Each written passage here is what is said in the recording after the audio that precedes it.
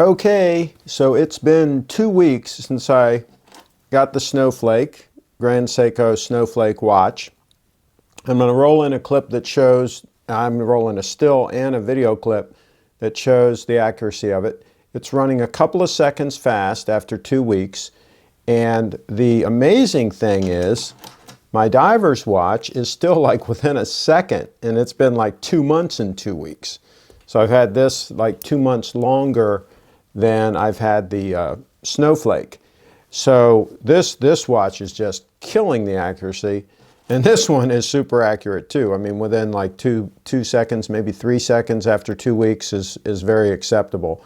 We're tracking for like 5 or 6 seconds over a month, and I'll update after 1 month as well, like I did with the diver's watch, and then I'll update after 2 months the accuracy on the Snowflake.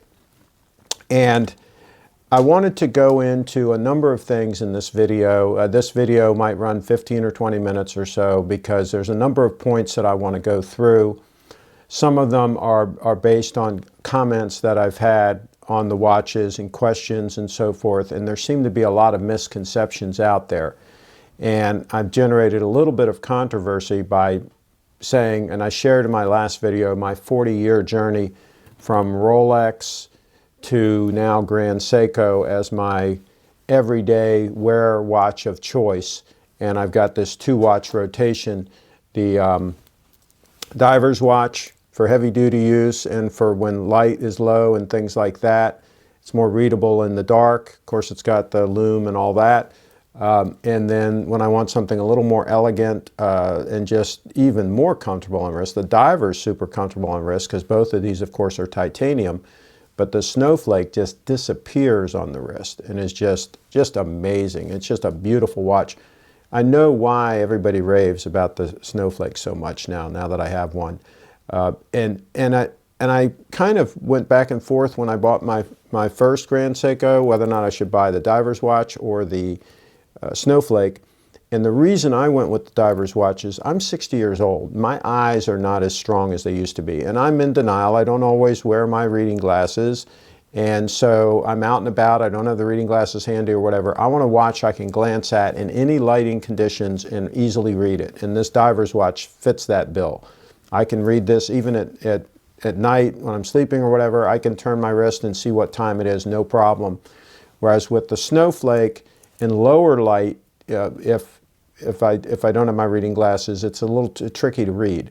In good lighting, like during the day or whatever, when out and about, or when I'm in my office, of course I have my reading glasses, it's no problem. And it's much more readable than my Rolex Day-Date, my 36mm Rolex Day-Date. That one's really tricky to read. So, and I'll roll in some supporting clips on all these kinds of things. So, so let me get into the list here that I made up. A couple of things I want to comment on. You can wear the Snowflake loose on the wrist. Let me put this on my wrist. A little bit on the loose side. And right now I'm in air conditioning, so you can see it's going to be a little bit loose, right? And what's neat about this watch is it's so lightweight that when it slides down on your wrist to that position, it doesn't bother you. A heavier watch, it's kind of irritating to have it past this bone, at least for me. But the Snowflake, it can float around wherever and it's fine. So what I've done is I've sized this so that it's comfortable. We're in the middle of summertime. I've sized this so it's comfortable when I go out in the humidity and my wrist expands. It's sized properly for that. But when I'm in the air conditioning and my wrist contracts, it's a little bit on the loose side, but it's still very comfortable. So the fact that this doesn't have micro adjustments, it has a very trim clasp, as you can see, and it has no micro adjustments, is not a bother for me with this watch because it's so comfortable. Now with the diver's watch, I've sized it so that it fits comfortable in the air conditioning, just a little bit loose, which is the way I like my watches. But you just saw it on my wrist, it was fitting good. Well, actually, I'll put it back on. So this watch, of course, it has the adjustable clasp. This watch has a little bit of slack, but it's sized to fit perfectly in the air conditioning with just a little bit of slack. And now what I do when I go outside, I can just simply pull this up and I can let it out a little bit, and then I've got a lot of extra room for my wrist to expand. And what you do is you just push that back in whenever you want to. You just push it back in a couple notches till you get it exactly the way you want. So easy to adjust. When I first saw this clasp, I wasn't that enamored with it because it's a little bit bulbous.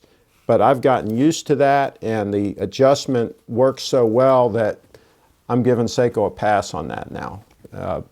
Now, could they refine it a little bit? Yes, they sure could. They could even refine the clasp a little bit on the Snowflake, but it's really nice. I mean, it just sticks out a little bit when it's latched, just sticks out a little bit on the one side more than it needs to, but you don't really notice that on wrist. And I'll roll in a bunch of wrist shots so you can see what these look like on wrist. So getting back to my list, can wear loose on wrist and still comfortable because of weight and bracelet design. The flexibility in this bracelet and the way it's designed. And I've seen people knock the bracelets on these, and I don't know what they're talking about. These bracelets are fantastic. They're super comfortable. They're gorgeous on wrist.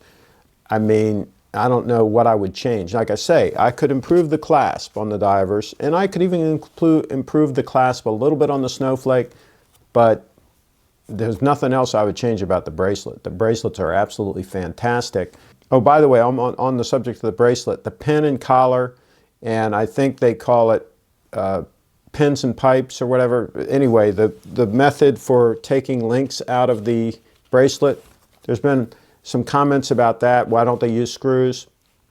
And I'll put a link in the description for more details, but the bottom line is this is the best system for longevity and for comfort on wrist, for flexibility on the wrist. The pin and collar can be replaced easily if they fail or if they wear.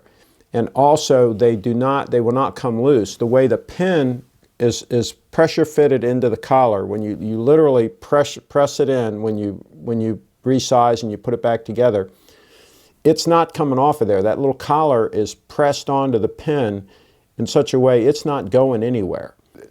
When you have a screw system, if the screw gets loose or whatever, and also the screw, because it's screwed into one of the links, it can't pivot. Whereas this, the pin and collar, the whole thing can kind of pivot and gives you that better flexibility and better durability long term. You don't have the potential of stripping out the threads on the screw or the head on the screw, or other related problems that you can have with the screw. And the pressure pins that just, the whole pin just pushes in under pressure, that's no good, because that pin can lose the pressure, the flex or whatever causes it to press in. It can lose that over time, and that can back out. Whereas the pin and collar is not going to do that. So the pin and collar is really a good system. So I want to put that kind of controversy a little bit to sleep here. They didn't pick an inexpensive system. They picked a system that's actually better than using screws in a lot of ways. A little bit trickier to resize, but once you know how it works, and that's critical, you need to know how it works, you can do it. The Snowflake, of course, is a very elegant and classy design. I mean, that's probably the strong suit of this watch, is it's just a gorgeous, flexible design. I would put this in the class of like a Rolex Datejust, as far as being a versatile watch that you can wear all the time and is a good looking watch, and you can dress up, you can wear it with a suit, with a tuxedo, whatever you want to wear it with, and you can wear it on the beach. So it's a very versatile, all the time watch. If you're only going to have one watch, especially if you're not as old as me and your eyes are great, the Snowflake, I don't know how you can beat that.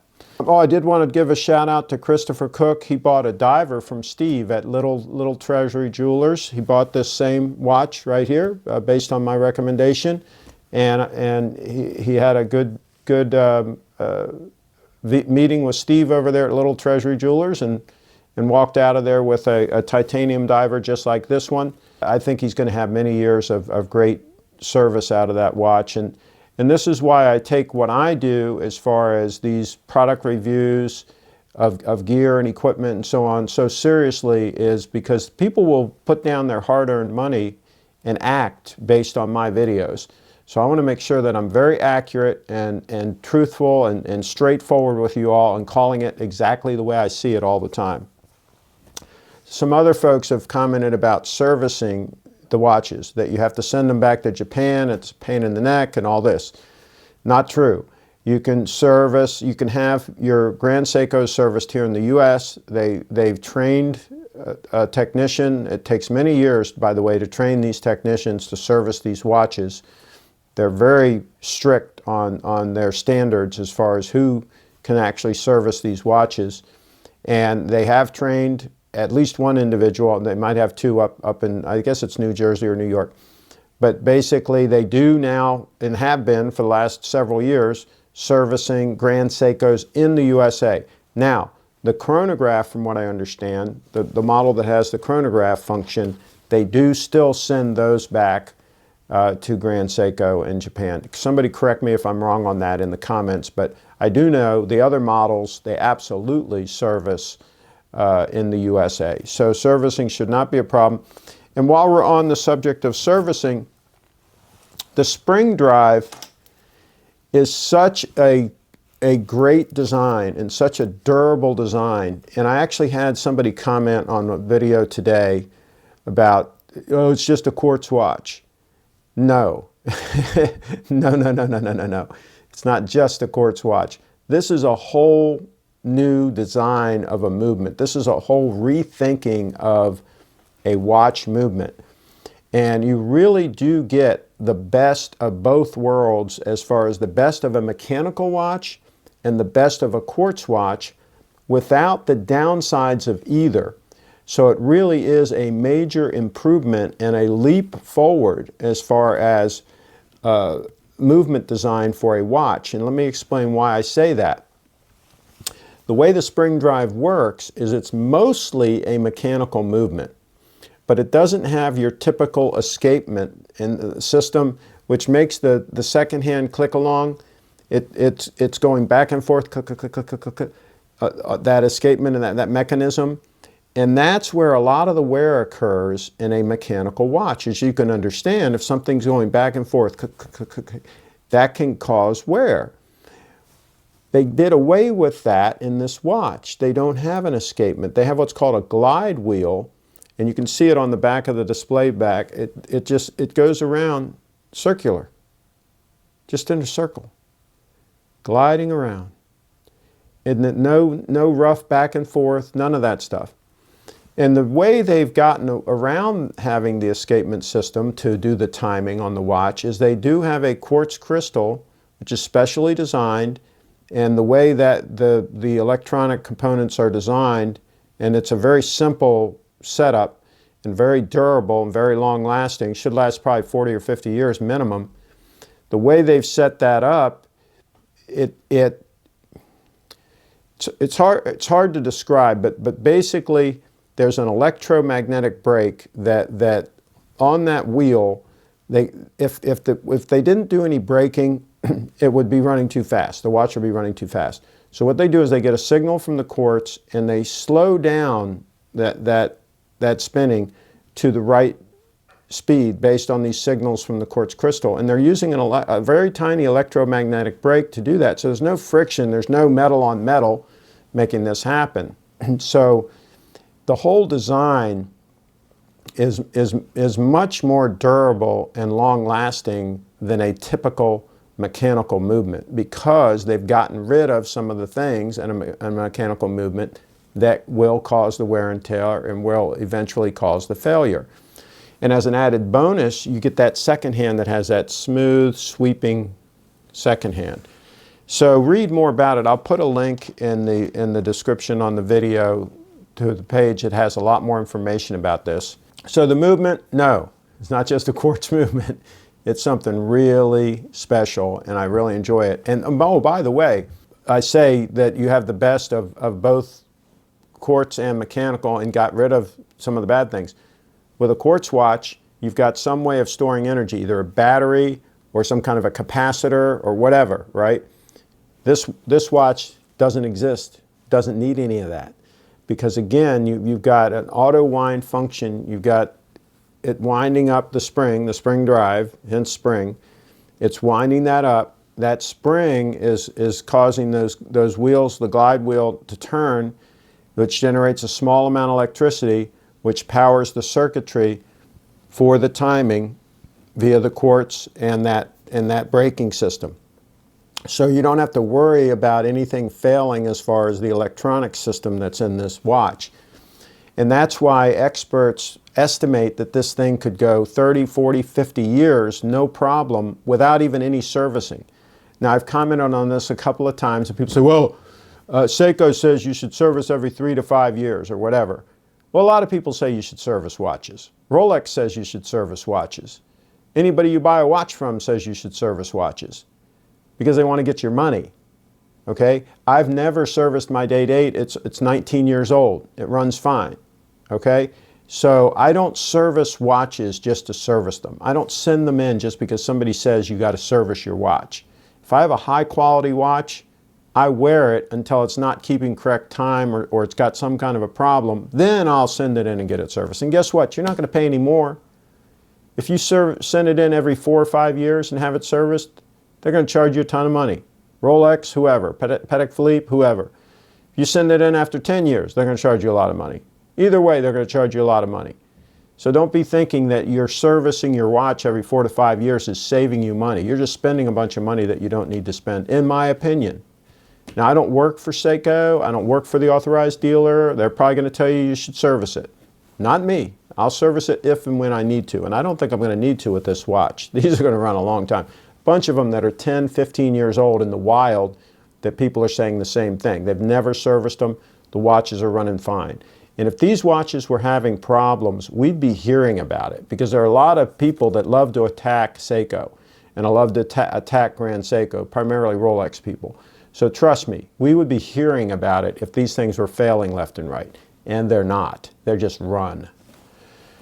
All right, so, and the other thing, watches as investments. Oh, are you kidding me? I get this comment all the time. Well, it's going to go down in value. It's not a good investment. Well, let me tell you something. If you're banking on your watches as being your investments, then you better get another investment advisor because watches are not good investments. Even if you take a red sub, and by the way, I had a red sub and I sold it to a friend of mine and he kept it, fortunately, and they're worth a lot of money right now. I sold it to him in the late 70s, early 80s, okay? And I think I sold it to him for $300 or $400, right? All right, so now that watch is worth $30,000, $35,000. Those are valuable, okay? If you took that $300 or $400 and you put it in the S&P 500, I don't know how much you'd have, $200,000, $300,000. You know, you'd have a whole lot more money than the value of that watch. And that's a good example of a watch that did go up in value. Most of them do not. Most Rolexes that you buy, you're going to lose money. My day-date is worth less than what I paid for it 19 years ago. 19 years ago, I paid about $16,000 for it, new, okay? That watch, I'd be lucky if I got $10,000 for it today. Now, if I took that $16,000 and invested it in Apple stock, I'd probably have 300 grand, okay? So don't talk to me about watches being an investment. They are not an investment. Buy a watch because you enjoy it. Buy a watch because it's something you like, you want to wear. And I buy things like this because I respect quality. I respect people that take their time and do things right. I've always been that way. I was a professional appraiser for a number of years, appraising antique and classic cars. And I always appreciated an all-original car that was well kept, well cared for, that was a great example of a particular mark. And also any kind of craftsmanship, anything that's done well. And my camera gear, my audio gear, anything that's done well, I respect that. And so that's why I like to have a quality watch. And everybody's different. Everybody has different reasons why they want one. And I want watches, by the way, that are accurate too, because I cover a lot of events and there are times when I need to know close to exactly what time it is. I call into radio shows and I have to call it like 6 minutes after the hour or whatever. I like to know my watch is accurate. And that's one reason why I sold the Seiko SBGA211, which I love that watch, and I did a video about it. It has 750,000 views. I sang the praises of it, and I still think it's a great watch in the $1,000 price range. I think you can get them for like $850 now. It's a fantastic watch. It's very similar to this watch in a lot of ways. Very comfortable on wrist, it's titanium, so on. But the movement in that watch is not as accurate. I was losing about 3 or 4 seconds a day on that watch. So that I was not pleased with. Then for a couple of years I got rid of that watch, and believe it or not, for a couple of years I wore the Apple Watch because I wanted the accuracy and I liked some of the functionality and so on, and I enjoyed that watch. I wore it for a while. But you know, once you've had high quality watches, I've always worn Rolexes my whole life, you know, something draws you back to that. And Grand Seiko, I had noticed those watches back when I did the review on the SBGA211. I had become aware of the Grand Seikos, and even actually before that, and especially the Diver's watch. I think I saw a video by Arizona Fine Time on this watch back some years ago, and it just been pulling at me. And then I learned about Little Treasury Jewelers over in Gambrills, Maryland. I think he's the only boutique. He has a lot of specialty models and limited edition Grand Seikos there. Steve is a great guy, and by the way, he does ship out of the area. If you're not in the area here, check him out. He'll ship a watch to you as well. But anyway, I learned about them, and I went over and visited Steve, and I couldn't leave the place without this watch. I mean, that's just, I had to make a deal. So the Grand Seiko is just that special. It's just a whole different ball game. The time and effort that they put into making these watches. It's in a special factory up in Japan with master watchmakers there that have years of experience, and they're training youngsters to follow in their footsteps, and it's just a beautiful operation. And their love for fine watchmaking. All I can say is get your Grand Seikos now, because as the word gets out about these watches, they are going to be in short supply. And they may end up being a good investment because they can only make so many. They spend so much time, and there's so much handwork in these watches. It's nothing like a Rolex. Rolex is mass produced. They make almost 1 million of them a year, and they just crank them out. Not the same with Grand Seiko. It's very limited. It's not like normal Seikos that are mass production watches, some of them made in China and so on. This is a whole different ball game.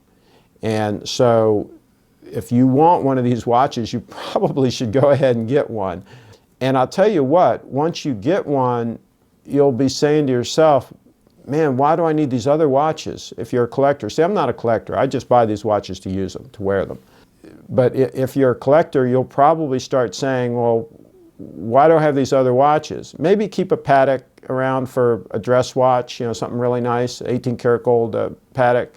But you'll probably just get rid of the other watches because they're just not going to compare. They're just not on the same level as Grand Seiko, in my opinion. So I'm going to wrap this up. Gone about 20 minutes or so. I've touched on as many things as I can think of. If you have questions, I'm sure you'll put them in the comments. And I'm going to give another update in a couple of weeks. That'll be the 1-month update on the Snowflake. But I'll tell you what, so far, I love this watch. And please like, comment, share. Definitely share this video. Thanks for watching.